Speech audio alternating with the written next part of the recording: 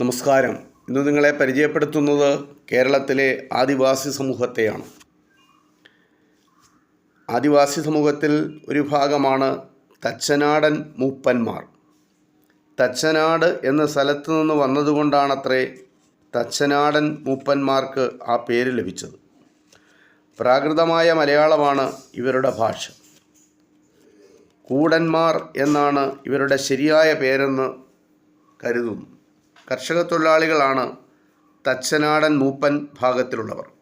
അമ്പും വില്ലും ഉപയോഗിച്ച് നായാട്ട് നടത്തിയിരുന്നവരും തേനും വനവിഭവങ്ങളും ശേഖരിച്ചിരുന്നവരും തച്ചനാടൻ മൂപ്പന്മാരുടെ കൂട്ടത്തിൽ ഉണ്ട്.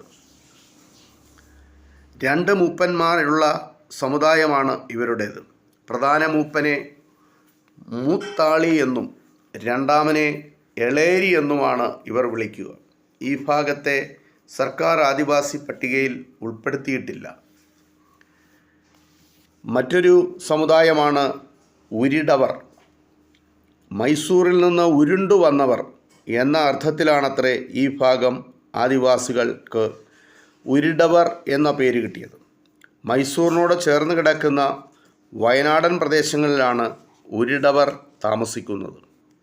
കന്നഡയാണ് ഇവരുടെ ഭാഷ. മൈസൂറിലെ കാഡ്ഗൗഡുലു എന്ന് വിളിക്കുന്ന വർഗം തന്നെയാണ് ഉരിടവർ. ടിപ്പുവിൻ്റെ കാലത്ത് മൈസൂറിലെ ചിത്തൽദുർഗിൽ നിന്ന് വയനാട്ടിലെ പുൽപ്പള്ളിയിൽ വന്നവരാണ് ഇവർ എന്ന് കരുതപ്പെടുന്നു. സർക്കാരിൻ്റെ ആദിവാസി പട്ടികയിൽ ഉരിടവർ ഉൾപ്പെട്ടിട്ടില്ല. എണ്ണത്തിൽ ഇവർ വളരെ കുറവാണ്. ഇവർക്കിടയിൽ തന്നെ 14 വംശക്കാരുണ്ടത്രേ. ആദിവാസികളിലെ മറ്റൊരു ഭാഗക്കാണ് പതിയാർ. പതിയാർ എന്ന ഭാഗം 300ഓളം പേർ മാത്രമേ ഉള്ളൂ. ഒരു ചെറിയ സമൂഹമാണ് പതിയാർ. ആകെ 300ഓളം പേർ മാത്രം. കന്നഡ കലർന്ന മലയാളമാണ് പതിയാർ സമുദായത്തിൻ്റെ ഭാഷ.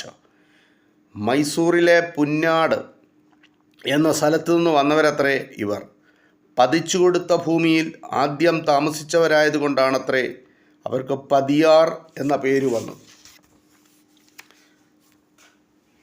കേരളത്തിലെ ആദിവാസികളുടെ എണ്ണത്തിൽ 2ാം സ്ഥാനത്തുള്ള സ്ഥലമാണ് അട്ടപ്പാടി. ആഫ്രിക്കയായ വയനാട് കഴിഞ്ഞാൽ ഏറ്റവും കൂടുതൽ ആദിവാസികളുള്ളത് അട്ടപ്പാടിയിലാണ്. ഒരു കാലത്ത് ഇവിടുത്തെ ജനങ്ങളിൽ 80% ആദിവാസികളായിരുന്നു. എന്നാൽ വൈകാതെ അട്ടപ്പാടി കുടിയേറ്റക്കാരുടെ